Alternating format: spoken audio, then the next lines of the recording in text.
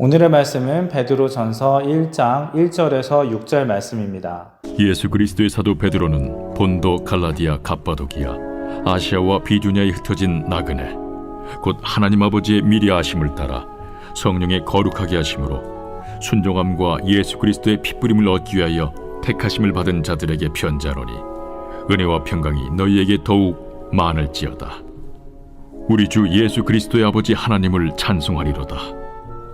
그의 많으신 궁율대로 예수 그리스도를 죽은 자 가운데서 부활하게 하심으로 말미암아 우리를 거듭나게 하사 산 소망 있게 하시며 썩지 않고 더럽지 않고 쇠하지 아니하는 유업을 있게 하시나니 곧 너희를 위하여 하늘에 간직하신 것이라. 너희는 말세에 나타내기로 예비하신 구원을 얻기 위하여 믿음으로 말미암아 하나님의 능력으로 보호하심을 받았느니라. 그러므로 너희가 이제 여러 가지 시험으로 말미암아 잠깐 근심하게 되지 않을 수 없으나 오히려 크게 기뻐하는도다. 저는 독일 유학 시절에 순례자의 길을 걸은 적이 있습니다. 프랑스에서부터 시작해서 스페인까지 약 800km를 4주 동안 배낭 하나 메고 걸어서 간 적이 있습니다.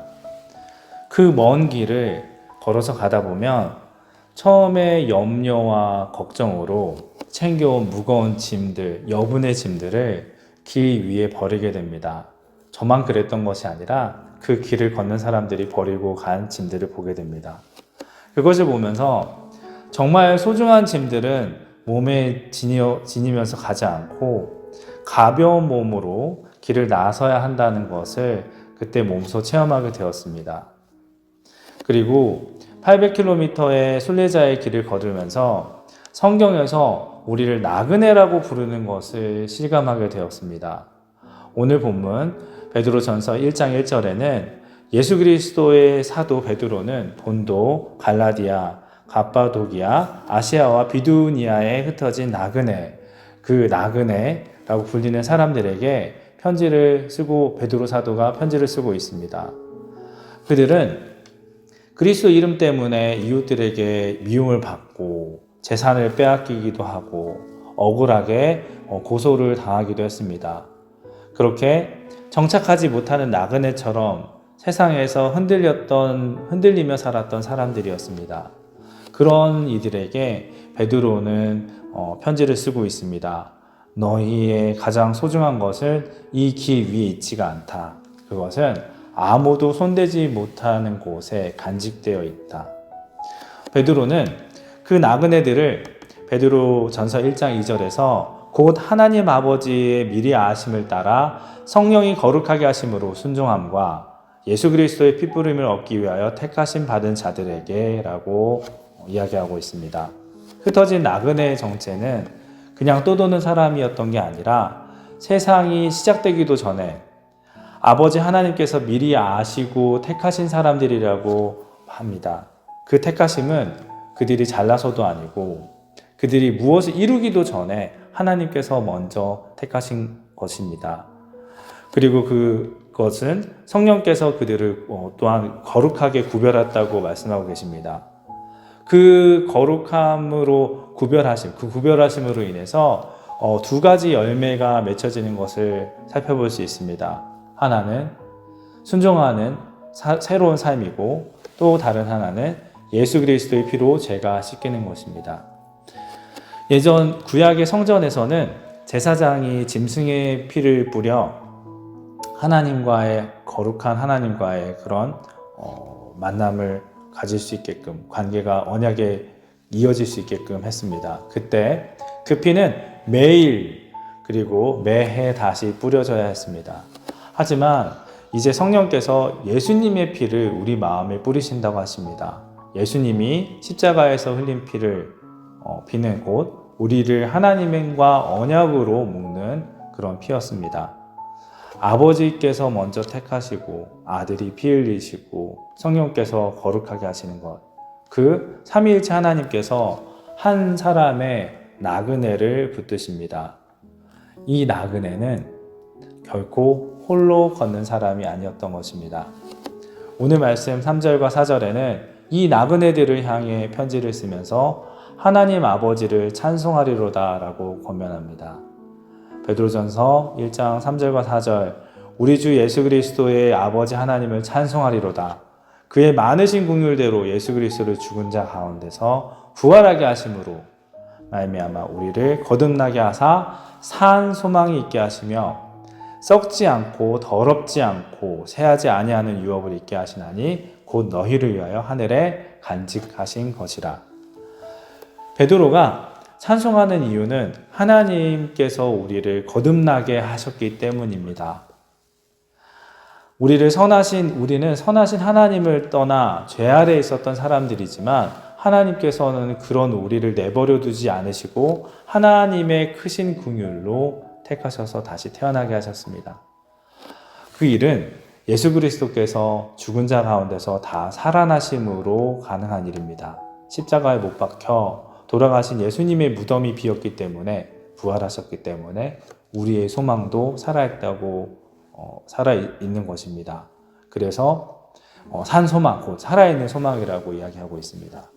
그 소망이 우리가 물려받을 유산이라고 합니다.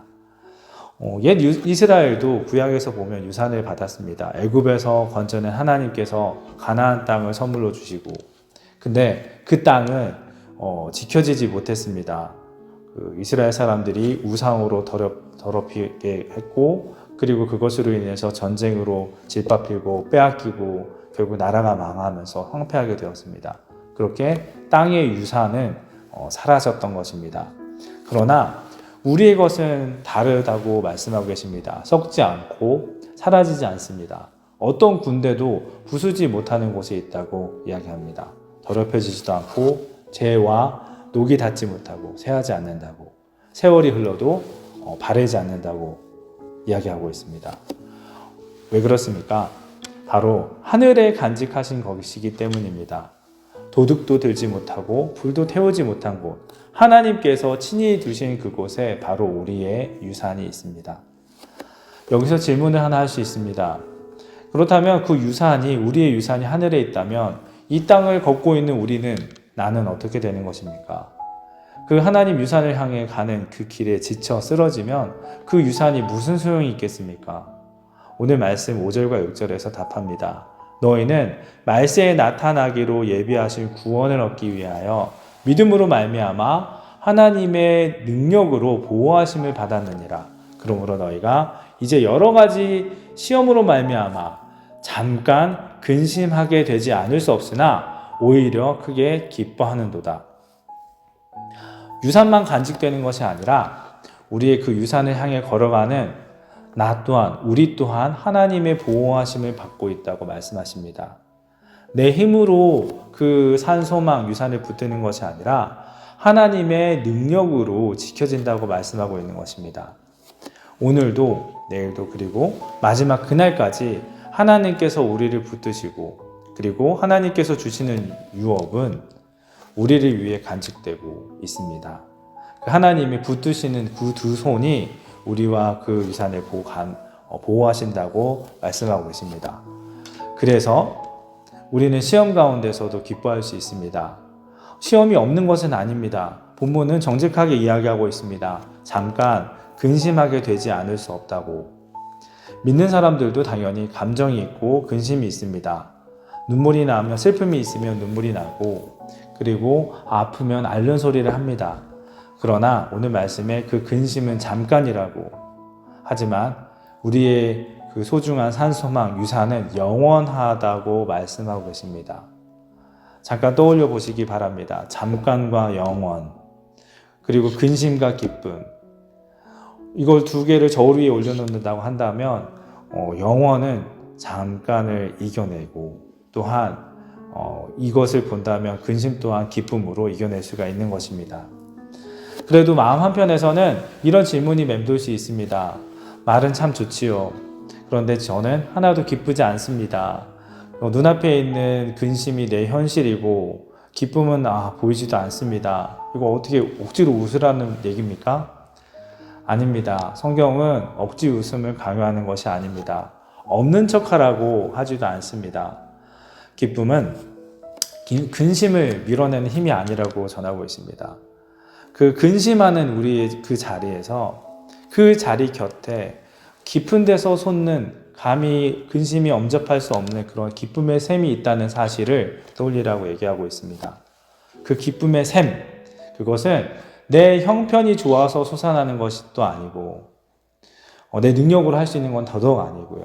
하나님께서 자신의 독생자이신 예수 그리스도의 그 십자가의 보혈을 통해서 우리를 자녀로 택했다는 사실, 우리의 유산을 간직하고 있다는 사실로, 그 사실로 인해서 흘러나오는 기쁨입니다.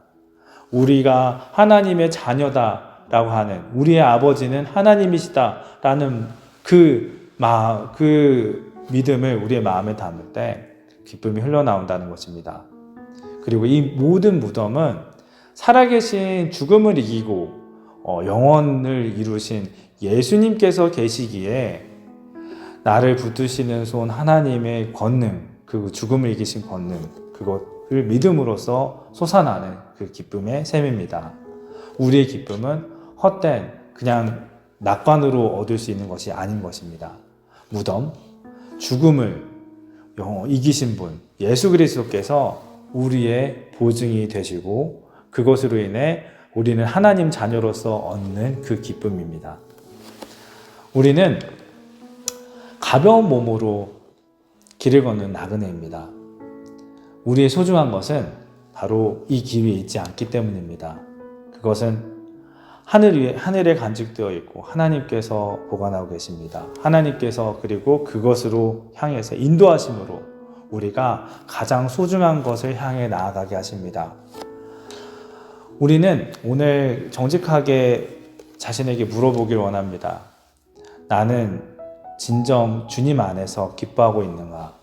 아니면 형편에 짓눌려 주저앉아 있는가? 우리가 근심하는 그 자리에 곧 가정이든 직장이든 혹은 병실이든 우리가 있는 그 자리에서 하나님께서 우리를 보호하시고 그리고 하나님께서 보증하시는 그 소중한 유산, 그것을 떠올려 보길 원합니다. 그리고 또한 베드로 사도가 흩어진 나그네에게 은혜와 평강을 빌었던 것처럼 우리 또한 이런 근심 속에 쌓여있는 성도들과 주변에 있는 직장 동료, 친구들에게 하나님의 은혜와 평강의 안보를 건네보기를 바랍니다. 우리가 이 땅을 나그네로 살아가는 동안 오늘 하루도 잠깐의 근심에 무너지지 않고 영원한 기쁨으로 사는 복된 성도의 삶을 누리기를 원합니다. 은혜와 평강을 전하는 하루 되시기를 기도합니다.